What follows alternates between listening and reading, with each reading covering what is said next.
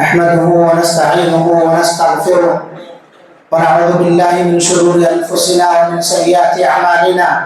من يهده الله فلا مضل له ومن يضلله فلا هادي له، وأشهد أن لا إله إلا الله وحده لا شريك له، وأشهد أن محمدا عبده ورسوله. يا أيها الذين آمنوا اتقوا الله حق تقاته ولا تموتن إلا وأنتم مسلمون. يا أيها الناس اتقوا ربكم الذي خلقكم من نفس واحدة وخلق منها زوجها وبث منهما رجالا كثيرا ونساء، واتقوا الله الذي تساءلون به والأرحام إن الله كان عليكم رقيبا. يا أيها الذين آمنوا اتقوا الله وقولوا قولا سديدا يصلح لكم أعمالكم ويغفر لكم ذنوبكم، ومن يطع الله ورسوله فقد فاز فوزا عظيما. أما بعد، فإن خير الحديث كتاب الله، وخير الهدي هدي محمد صلى الله عليه وسلم، وشر الأمور محدثاتها، وكل محدثة بدعة، وكل بدعة ضلالة، وكل ضلالة في النار. فأعوذ بالله السميع العليم من الشيطان الرجيم من همزه ونفخه ونفثه.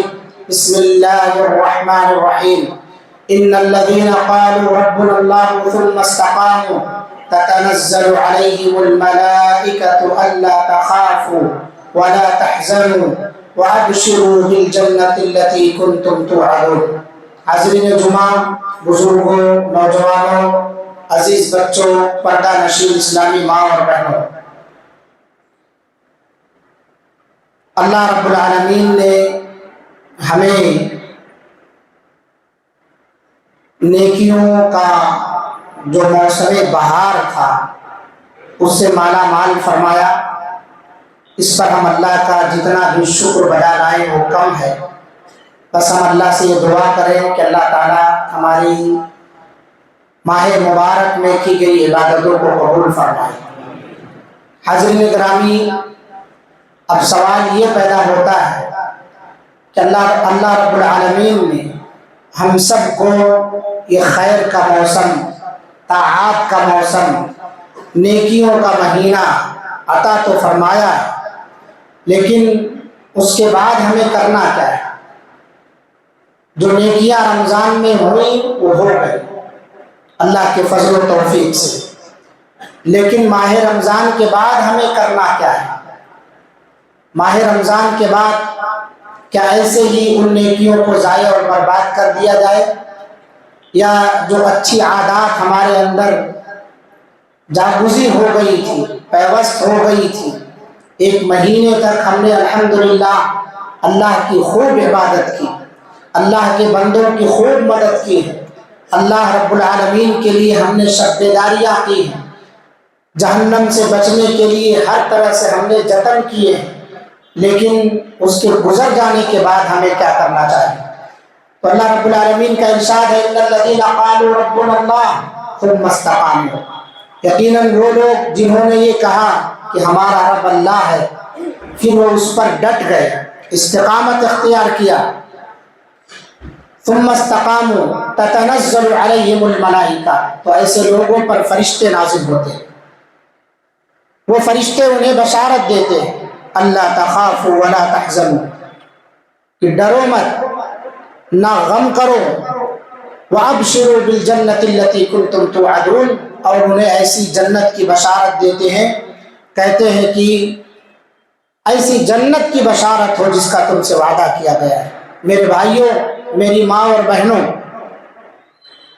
رمضان کے بعد ہمیں جو اعمال انجام دینے ہیں، سب سے پہلی چیز وہ ہے شکر گزاری اختیار کرنا ہے. اللہ رب العالمین کا شکر بجا لاؤ کہ اللہ تعالیٰ نے ہمیں ایک بار پھر سے ماہ رمضان عطا فرمایا، اور ایمان کے ساتھ، صحت اور عافیت کے ساتھ اس کے حقوق ادا کرنے کی اللہ تعالیٰ نے توفیق عطا فرمائی. شکر گزاری سے اللہ رب العالمین مزید نعمتوں سے نوازتا ہے. شکر گزاری یہ انبیاء کی سنت ہے، شکر گزاری یہ نیک لوگوں کی پہچان ہے، شکر گزاری یہ نعمتوں میں اضافے کا ذریعہ ہے. اور ناشکری کرنا یہ اللہ کے عذاب کو دعوت دینا ہے۔ اللہ کا ارشاد وَإِذْ تَعَذَّنَ رَبُّكُمْ لَئِن شَكَرْتُمْ لَأَزِيدَنَّكُمْ۔ حضرت موسیٰ علیہ السلام نے اپنی قوم کو یہ نصیحت کی تھی، جس پر اللہ تعالیٰ نے طرح طرح کے انعامات، طرح طرح کے اللہ رب العالمین نے احسانات کیے تھے، انہیں نصیحت کی وَإِذْ تَعَذَّنَ رَبُّكُمْ کہ تمہارا رب تمہیں آگاہ کر رہا ہے، لَئِن شَكَرْتُمْ لَأَزِيدَنَّكُمْ کہ اگر تم اس کا شکر بجا لاؤ گے تو اللہ رب العالمین کہہ رہا میں تمہیں مزید نوازوں گا، میں تمہیں مزید توفیق عطا فرماؤں گا، میں تمہیں ہر طرح کے نعمتوں سے مالا مال کروں گا۔ وَلَئِن كَفَرْتُمْ اور تمہارا رب اس بات سے بھی تمہیں آگاہ کر رہا ہے کہ اگر تم نے اس کی ناشکری کی، اس نعمتوں کی قدر نہیں کی، نعمت حاصل ہونے کے بعد اسے ضائع اور برباد کر دیا، ان عذابی لشدید تو یاد رکھو کہ میرا عذاب بہت سخت ہے، میری پکڑ بڑی سخت ہے۔ تو ہمیں سب سے پہلے ماہ رمضان کے بعد رمضان المبارک کے اندر جو نیکیوں کی توفیق ملی ہے اس پر شکر بجا لانا ہے۔ شکر بجا لانے سے اللہ تعالیٰ ہمیں مزید نیکیوں کی توفیق عطا فرمائے گا۔ دوسرا کام جو ماہ رمضان کے بعد ہمیں کرنا ہے وہ ہے محاسبہ نفس، اپنا احتساب کرنا ہے کہ اللہ رب العالمین نے ہمیں رمضان عطا فرمایا تھا، اس رمضان کا کیا ہم نے حق ادا کیا ہے؟ ماہ مبارک کے جو تقاضے تھے کیا ہم نے اس کو مکمل طور پر حاصل کیا ہے یا اسے پورا کیا ہے؟ کیا رمضان کے گزرنے کے بعد ہم اپنے اندر کوئی چینجنگ اور بدلاؤ محسوس کرتے ہیں؟ کیا صحیح معنوں میں ہمارے اندر 5 وقتہ نمازوں کی عادت پڑ گئی ہے، یا شوال کا چاند نظر آتے ہی پھر اعلان گمشدہ میں ہمارا بھی نام آ رہا ہے کہ ظہر سے کئی مصلی لاپتہ ہیں جن کی وجہ سے اب تک مسجدیں بھر رہی تھی، آباد ہو رہی تھی، کہیں ملے تو انہیں مسجد توحید کا راستہ بتاؤ کہ یہ سڑک مسجد توحید تک لے جاتی ہے انہیں۔ کیا ایسے لوگوں میں ہمارا نام آ رہا ہے؟ کیا صحیح معنوں میں ہماری زبان کی حفاظت ہو گئی؟ کیونکہ روزے کا مقصد تھا، اللہ کے رسول صلی اللہ علیہ وسلم نے فرمایا جو آدمی من لم يدع قول الزور والعمل به، جھوٹ بولنا نہ چھوڑے اور اس پر عمل کرنا نہ چھوڑے، یعنی زبان کی اپنی حفاظت نہ کرے، اسے بھوکا پیاسا رہنے کی ضرورت نہیں ہے۔ کیا ہماری زبان پر اب بھی بات بات پر جھوٹ جاری ہے یا جاری رہیں گے؟ ہمارے اندر کچھ تبدیلی آئی ہے؟ کیا صلاۃ تراویح کی نماز کے ذریعے سے ہمارے اندر تہجد کی عادت پڑ گئی ہے؟ اس طرح کے بہت سارے مثبت سوالات ہیں جن کے جوابات اگر واقعی میں ہاں میں ہیں تو ہم قابل مبارکباد ہیں، ہم مبارکباد کے مستحق ہیں کہ اللہ رب العالمین نے ہمیں اپنے چنندہ بندوں میں شمار فرما لیا۔ اپنا محاسبہ کریں، اور اگر نہیں ہے تو آگے والے رمضان کی ہم فکر کریں۔ ہم نے رمضان کے بارے میں ماہ رمضان، اصل حقیقت یہ ہے کہ ہم نہ تو رمضان میں رمضان کا مقصد سمجھ پاتے ہیں اور نہ ماہ رمضان کے گزر جانے کے بعد اس کی تربیت کا جو اثر ہے ہماری زندگیوں میں 11 مہینے تک باقی اور برقرار رہتا ہے۔ حقیقت یہ ہے، یہی وجہ ہے کہ ہماری زندگیوں میں کوئی تبدیلی نہیں آتی ہے۔ رمضان کا مقصد کیا تھا ہم اس کو سمجھتے نہیں ہیں، تو سال کے 11 مہینوں میں بھی ہم اس میں ناکام رہتے ہیں مقصد تلاش کرنے میں، اور پھر ایسے ہی آتا ہے اور چلا جاتا ہے۔ تو میرے بھائیوں، محاسبہ کرنا ضروری ہے۔ حاسبوا قبل ان تحاسبوا، اللہ رب العالمین قرآن مجید کے اندر ارشاد فرماتا ہے فلا تزکوا انفسکم، کوئی آدمی اپنے آپ کو پاک و صاف نہ سمجھے، کوئی بھی آدمی اپنے آپ کو 1 مہینے کی عبادت کر لینے کے بعد یہ نہ سمجھے کہ میں جنتی ہو گیا۔ محاسبہ کرو کہ حقیقی معنوں میں جو حق تھا رمضان کا ہم نے ادا کیا ہے یا نہیں کیا ہے۔ اگر واقعی ادا ہے تو پھر ان عادتوں کا اثر ماہ رمضان کے بعد بھی جاری رہنا چاہیے، ہماری زندگیوں میں دکھنا چاہیے، اور اللہ رب العالمین سے اس پر استقامت اور مداومت کی دعا بھی کرنی چاہیے۔ میرے بھائیوں، اگر ہم نے واقعی میں حق ادا کیا ہے تو ماہ رمضان کے بعد جو تیسرا کام ہمیں کرنا ہے وہ ان نیکیوں کی حفاظت کرنا ہے۔ جو نیکیاں ہم سے ہو گئی ہیں ان نیکیوں کی حفاظت کرنا ہے۔ نیکیاں آدمی تو کرتا ہے لیکن اسے سنبھال کر رکھنا اس سے زیادہ مشکل امر ہے۔ یہ بات بڑی معروف ہے کہ انسان پہلی پوزیشن اپنی کلاس میں لا تو لیتا ہے، لیکن اس پوزیشن کو برقرار رکھنا جتنی محنت اس نے فرسٹ رینک لانے کے لیے کی ہے، اس سے ڈبل ٹربل محنت اس رینک کو بچانے کے لیے کرنا پڑتا ہے، ورنہ پھر نیچے سے کوئی آدمی اسے محنت کر کے اسے پھر نچلی پائیدان پر لے آتا ہے اور وہ اس کی جگہ کو پکڑ لیتا ہے۔ تو اگر ہم نے نیکیاں کی ہیں تو اس کی حفاظت بہت ضروری ہے، اسے ضائع اور برباد نہ ہونے دیں۔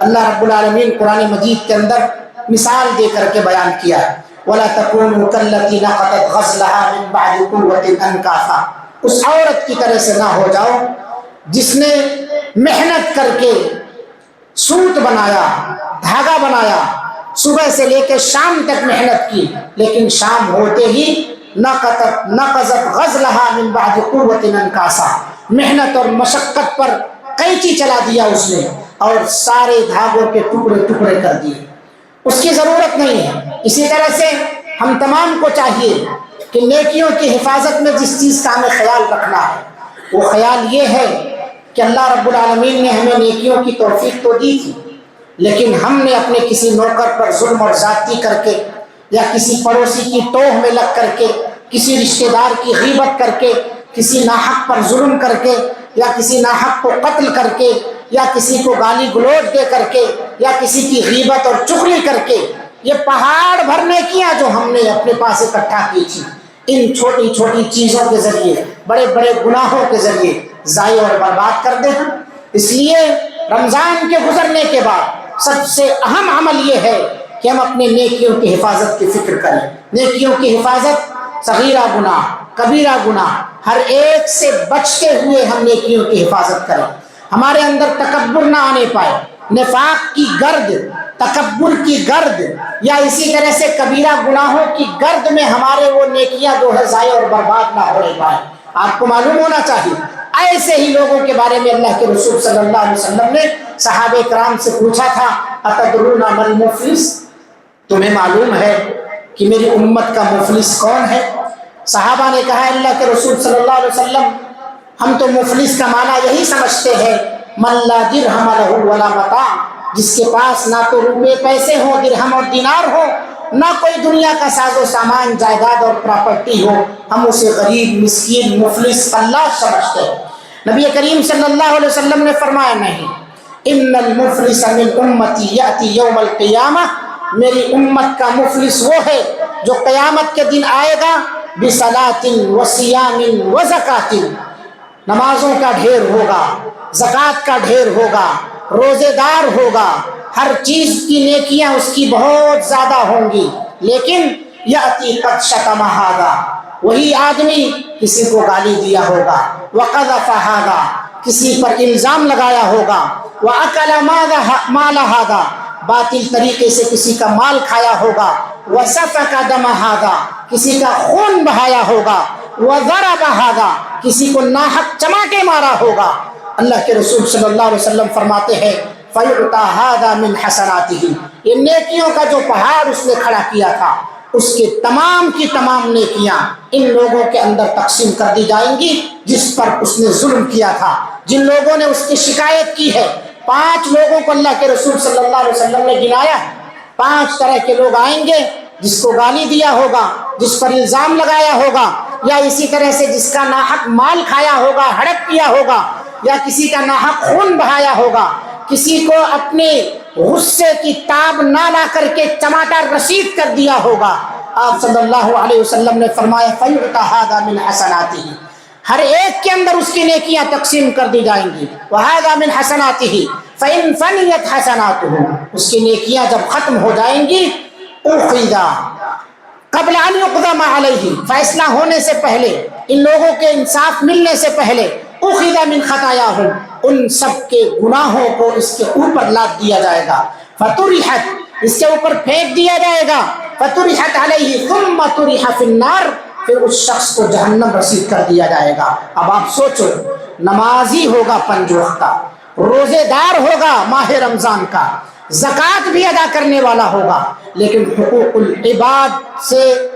العباد میں کوتاہی کی ہوگی، اس نے اللہ کا حق مکمل ادا کیا ہے، حقوق العباد میں کوتاہی کی ہے، معاملات اس کے درست نہیں ہے، لوگوں کو اپنے ہاتھ سے اپنے زبان سے تکلیف دیتا ہوگا، کسی کا مال ناحق کھایا ہوگا، کسی کا پیپر لے کر کے ناحق اس پر سائن کرا لیا ہوگا، باپ ہوش و حواس میں نہیں ہے، یا اسی طرح سے کوئی اور جھانسا دے کر کے دوا علاج وغیرہ کا اس پر سائن کرا کر کے بھائیوں کو حق کو مار دیا ہوگا، بہنوں کے حق کو سے محروم کر دیا ہوگا، تو ایسے شخص کے نیکیاں ان تمام لوگوں کے اندر تقسیم کی جائے گی جس پر اس نے ظلم کیا ہے، جس کا ناحق مال کھایا ہے اس نے، ان تمام کے اندر آخرت میں دے دی جائے گی، کیونکہ آخرت میں اللہ رب العالمین بے لاکھ فیصلہ کرے گا، کسی کی شکل و صورت وہاں نہیں دیکھی جائے گی، اللہ کے نزدیک معزز وہی ہوگا، ان اکرمکم عند اللہ اتقاکم۔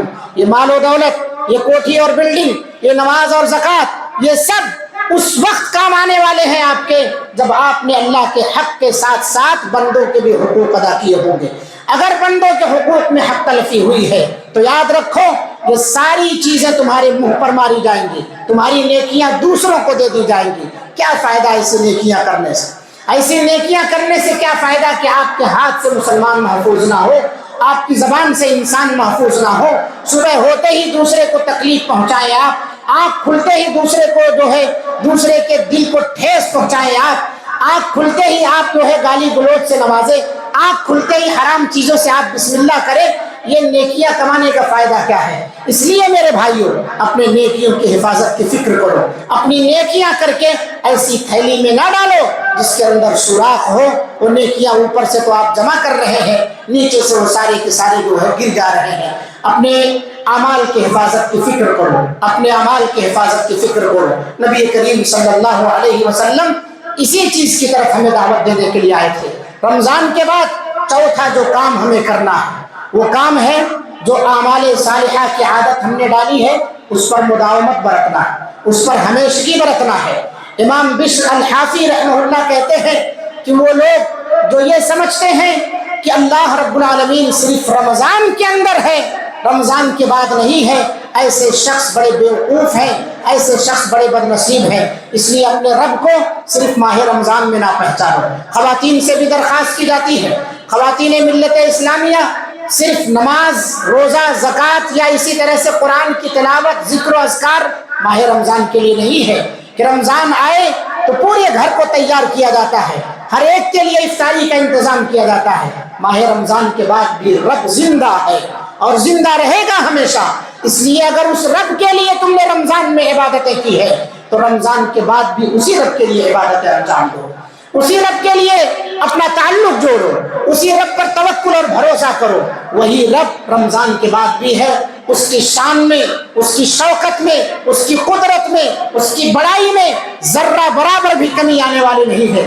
تم سب کے سب نافرمان بن جاؤ لیکن اس کی خدائی میں ذرہ برابر بھی تم بٹا نہیں لگا سکتے ہو، وہ اپنے آن بان شان کے ساتھ ہے۔ تم یہ نہ سمجھنا کہ رمضان کے بعد ہم عبادتیں کر کے اللہ کو نعوذ باللہ نقصان پہنچا رہے ہیں، تم اپنے پیروں میں کلہاڑی مار رہے ہو۔ رمضان کے بعد اگر تم مکر جاؤ تو تم سے اللہ کا کچھ بھی نقصان نہیں ہے، نہ اسلام کا کچھ بگڑنے والا ہے، اگر بگڑنے والا ہے تو صرف اور صرف تمہارا بگڑنے والا ہے۔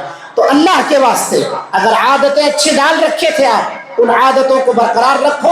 نیکیوں کی قبولیت کے لیے اہل علم کہتے ہیں کہ نیکیوں کی قبولیت کی علامتوں میں سے ایک علامت یہ ہے کہ نیکی کے بعد نیکی کی جائے، نیکی کے بعد نیکی کی جائے، ایسا نہ ہو کہ مکمل طور سے اس سے آزاد ہو جائے۔ اگر آپ آزاد ہو رہے ہیں تو اپنے ان نیکیوں کی قبولیت پر بھی فکر مند ہو کہ قبول بھی ہوگی یا نہیں ہوگی، کیونکہ اس کے بعد کی علامت تو ہے نہیں ہمارے پاس، کوئی سمٹمز ہمارے پاس نہیں پائے جا رہے ہیں۔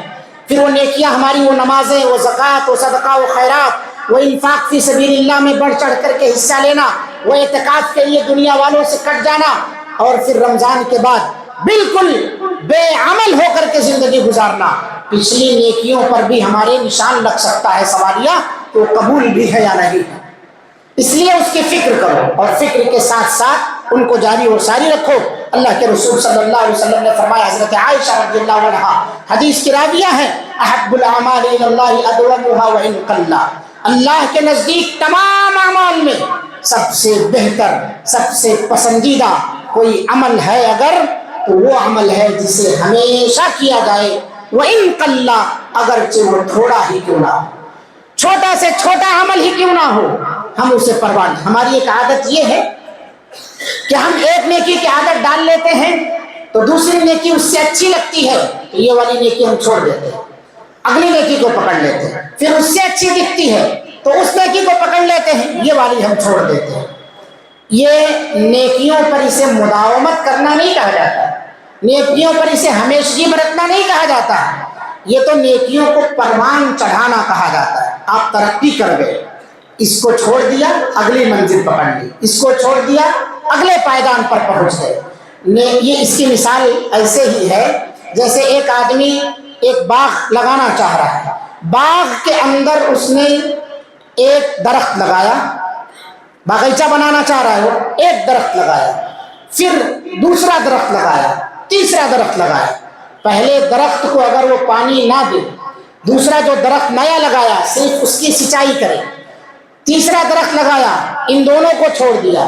اب آپ عقل مند لوگ ہیں, بتائیں کیا یہ دونوں درخت اس کی حفاظت نہ کرنے, اس میں پانی نہ ڈالنے, اس کی ضرورت جو ہے کھاد وغیرہ کی نہ ڈالنے سے یہ دونوں درخت بچ سکتے ہیں؟ دونوں درخت بچ سکتے ہیں صرف تیسرے کی حفاظت کی جا رہی ہے؟ بالکل نہیں بچ سکتے. ایسے ہی ہمارے وہ اعمال جس کو ہم دیکھ کر کے ایک کو پکڑے دوسرا پھر نیا دکھا, ہم کو خطبے میں کوئی نئی اچھی بات لگی ہم کو, ہم نے اس کو پکڑ لیا, پچھلی نیکی کو ہم نے چھوڑ دیا, تو ہماری وہ نیکی ہمارے پاس تو سیو نہیں ہے, محفوظ نہیں ہے, اس پر مداومت اور ہمیشگی تو نہیں ہے. تو یہ ہمارے اندر جو سوچ آ رہی ہے کہ ایک چیز پکڑ کے اس کو چھوڑ دینا پھر آگے چلے جانا, یہ ایمان والوں کی پہچان نہیں ہے. ایمان والوں کی پہچان یہ ہے کہ جو چھوٹی نیکی کی عادت ڈالا تھا بڑی نیکی نظر آئی اس کو بھی پکڑے رہے اور پچھلی نیکی کی بھی حفاظت کرتا رہے. ماہ رمضان میں چھوٹی چھوٹی سنتوں پر آپ عمل کرتے رہے, رمضان کے بعد بڑے سے بڑا عمل بھی آپ کرتے جائیں, پچھلی نیکیوں کو چھوڑ دیے تو یہ اعمال پر مداومت نہیں ہے. آپ ترقی تو کر رہے ہیں لیکن ترقی میں ہمیشگی نہیں ہے, یعنی مداومت اعمال جو اللہ کے رسول صلی اللہ علیہ وسلم نے کہا وہ ہمارے اندر موجود نہیں ہے. اس لیے اعمال کی حفاظت کے ساتھ ساتھ اس پر ہمیشگی برتو.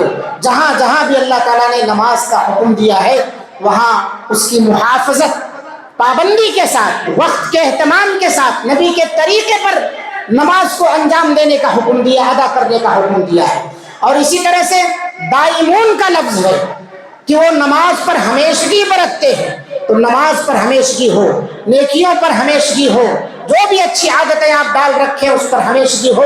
وَإِن قَلَّ اگرچہ وہ تھوڑا, صدقہ خیرات کی آپ نے روزانہ عادت ڈالی تھی اس عادت کو برقرار رکھو, 5 وقتہ نمازوں کی عادت ڈالی تھی اس عادت کو برقرار رکھو, جس طرح کی بھی نیکی کی آپ نے عادت ڈال رکھی تھی اس کی عادت کو برقرار رکھو.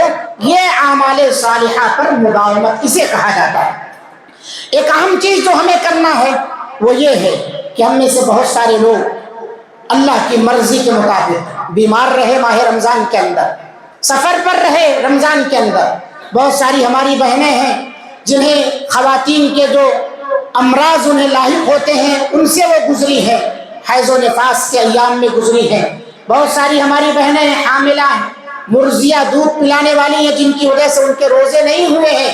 رمضان کے گزرنے کے بعد ایسے مسافروں کے لیے, ایسے بیماروں کے لیے روزہ قضا کرنے کا حکم ہے.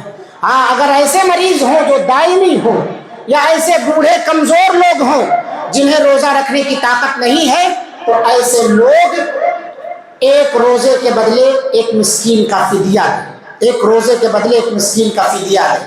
لہذا روزوں کی قضا کی فکر کیجیے اور جتنا جلدی ہو سکے اتنا جلدی اسے انجام دینے کی کوشش کیجیے. ایک آخری بات جو ماہ رمضان کے بعد ہمیں کرنا ہے, نبی کریم صلی اللہ علیہ وسلم نے فرمایا من صام رمضان ثم اتبعه ستا من شوال کان کصیام الدہر.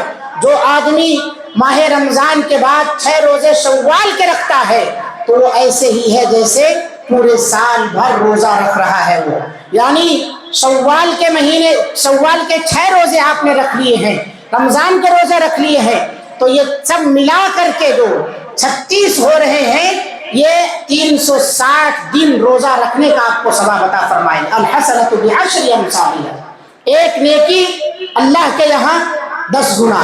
اب اسی سے آپ ضرب دے دیجئے 360 36 दिन को 360 दिनों से ये साल भर, और इस तरह अगला रमजान नसीब हुआ फिर शव्वाल के रोजे आपने रख लिए तो वो भी इसी तरह साल भर गोया पूरी उम्र भर रोजा रखने का आपको सवाब मिल रहा है। फर्ज रोजों के साथ साथ नफली रोजों की भी हमें आदत डालनी चाहिए।